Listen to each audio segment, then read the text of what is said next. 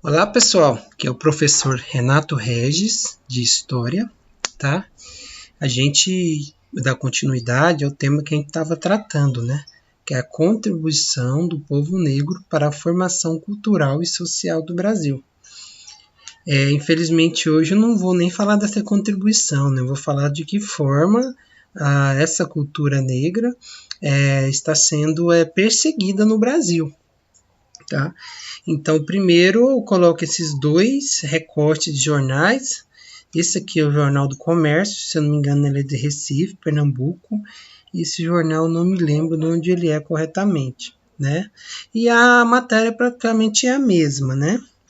É de 2012, né? Vocês vão ver que isso é histórico, né? Eu vou mostrar, é 2012, agora eu vou mostrar uma reportagem de agora, né? Dessas últimas semanas, meses. Então, o título, A Intolerância Religiosa que Gera Revolta. Desse outro jornal, Intolerância Religiosa Preocupa Fiéis de Religiões Africanas. Intolerância, né, pessoal, é quando a gente não respeita, né, a cultura, a fé de outras pessoas. A gente é intolerante, ou seja, desrespeitoso. E de que forma essa intolerância ela é verificada? Preconceito, discriminação, boatos que são espalhados que não são verdadeiros, entre outros tipos de comportamento. O problema é que recentemente, além desse preconceito, dessa discriminação, alguns grupos estão apelando para algumas táticas mais, assim, vamos dizer, mais radicais, como a destruição dos centros, né, de candomblé e umbanda. Quando falo dessas religiões africanas, as duas principais hoje no Brasil são justamente essas que eu falei, candomblé e umbanda, em que a gente desconhece muito delas, mas já é contra, às vezes, sem saber nem o que é. E aqui fala uma pessoa que eu não tenho religião nenhuma, eu não tenho nenhuma religião, não frequento nenhum tipo de igreja, de centro, etc. Mas eu defendo o direito de todas as pessoas ter a religião que elas acharem necessária, assim como de não ter nenhuma religião ou de não acreditar em nenhum Deus. Eu acho que as pessoas têm que ter liberdade para isso. O que importa é como essa pessoa, sua conduta ética e moral. E muitas vezes a gente quer vincular determinadas religiões ou comportamentos como se a pessoa é ruim. Por exemplo, a pessoa não tem religião, então ela é uma pessoa má. A pessoa acredita, não tem Deus no coração, então é uma pessoa que é egoísta, uma pessoa maléfica, tal, tal. Isso são associações totalmente equivocadas. O fato de uma pessoa ser ou não religiosa não vai determinar a sua conduta, tá? Embora muita gente discorde disso, mas isso não é um fato dado, tá? Então a gente vai ver primeiro aqui como essas práticas já existiam, né? Estão existindo, de destruir centros, já existiam alguns anos atrás. Vamos lá? Olha esse primeiro aqui, pessoal. Polícia investiga incêndio e destruição de imagens em terreiro de candomblé em Goiânia. Pessoal, eu gravei primeiro aqui, falei Goiânia, mas não é Goiânia. Tive que gravar de novo, é Goiânia. Goiânia é uma cidade de Pernambuco. Esse é o mesmo Jornal do Comércio, tá? Vamos só ler aqui o que aconteceu lá. A polícia investiga depredação e incêndio ocorridos em um terreiro de candomblé na madrugada de segunda-feira, dia 1º de abril, em Goiânia, na zona da Mata Norte pernambucana. O local de culto à entidade Jurema teve suas dependências tomadas pelas chamas e várias imagens sagradas foram quebradas. O responsável pelo terreiro é o babalorixá, conhecido como Pai Dedo. Essa matéria aqui, ela é do ano de 2014. Tá? Então a gente vai vendo como as coisas vão se repetindo, né? O outro jornal que eu mostrei agora é 2012. Vamos ver essa aqui. Essa aqui é do site UOL, aquela era do Jornal do Comércio. É importante citar fontes, gente, confiáveis, porque tem muitas notícias falsas, chamadas fake news. Então é aquela história, você tem que matar a cobra e mostrar o pau e a cobra também, né? Então, o conteúdo publicado há 7 meses, né? Mas ele vai falar sobre um Jornal de Alagoas de 1912 fala em bruxaria ao abordar ataque contra terreiros em Maceió. Gente, 1912, há mais de 100 anos, né? Os terreiros de Maceió estavam em uma Festa na noite de 2 de fevereiro de 1912. Data de homenagem a Iemanjá, né? Que é a rainha do mar, né? Vamos dizer assim.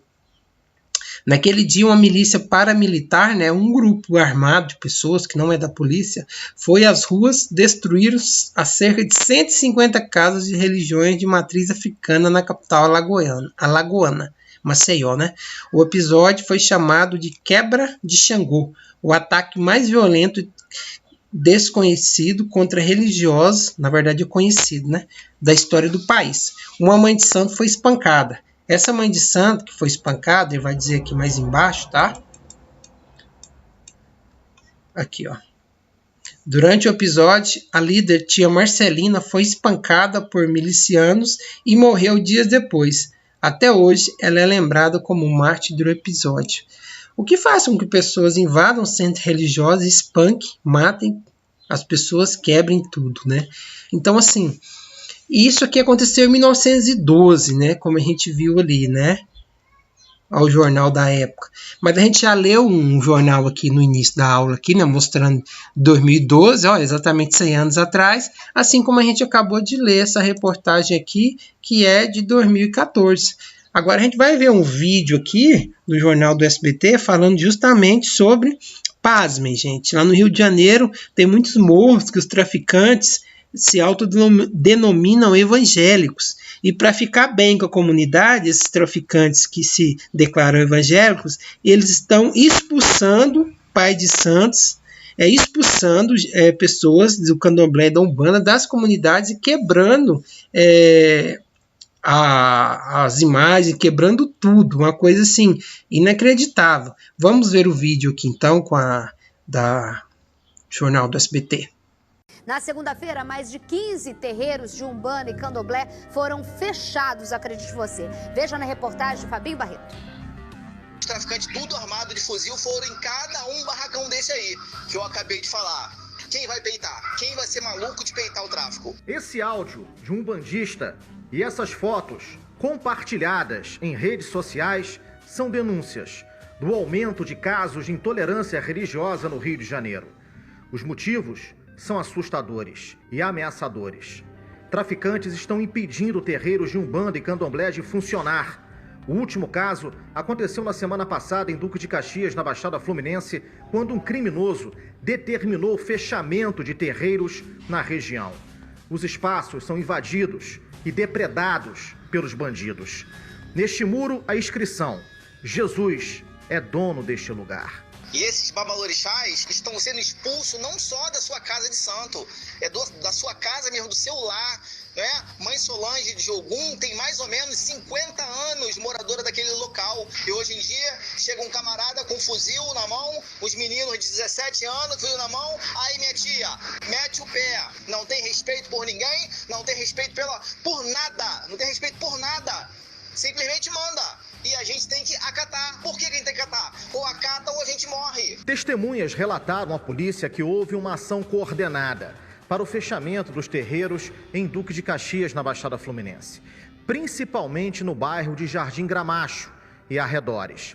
A polícia diz que a Baixada concentra nesse instante grande parte das ameaças registradas somente esse ano. O Ministério Público Federal enviou ofício ao governador Wilson Witzel, requerendo com urgência providências imediatas no âmbito sobre a segurança pública e a realização de audiências para tratar de casos de intolerância religiosa, principalmente na Baixada Fluminense. Você já está morto quando você vê sua casa de religião fechada. Isso é uma morte, com certeza. Esse assassinato ele já existe.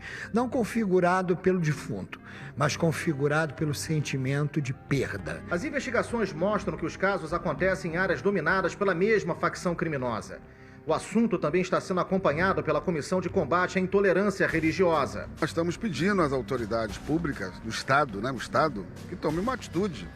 Não dá para só ficar achando que vai fazer, que não vai acontecer, e no final nada acontece, essa coisa cada vez mais se agrava. Até que vai chegar, algum sacerdote vai ser assassinado. Porque tem, como você mexe com a sua fé, tem momentos que você reage, não tem jeito, né? Então vai acabar sendo uma tragédia. Já é uma tragédia, vai ficar uma tragédia pior ainda. A Comissão de Combate à Intolerância Religiosa do Rio divulgou números de casos deste ano. São 20 terreiros ameaçados e fechados em Duque de Caxias e 15 em Nova Iguaçu, na Baixada Fluminense. 10 em São Gonçalo e 15 em Campos, no norte do estado. Outros 40 terreiros seriam aqui do Rio. O Porto Ferro está criando como um estado de terrorismo religioso. Eu chamo a atenção que numa sinagoga lá no Rio Grande do Sul, ela foi pichada, foi vilipendiada. Quem fez aquilo foi enquadrado no crime de terrorismo. E por que tantas casas são ameaçadas no país todo? Não é só aqui no Rio de Janeiro, isso está acontecendo em todo o país. Ainda não se federalizou esse crime. Se isso estivesse acontecendo com cristãos nas comunidades, qual seria a ação do Estado?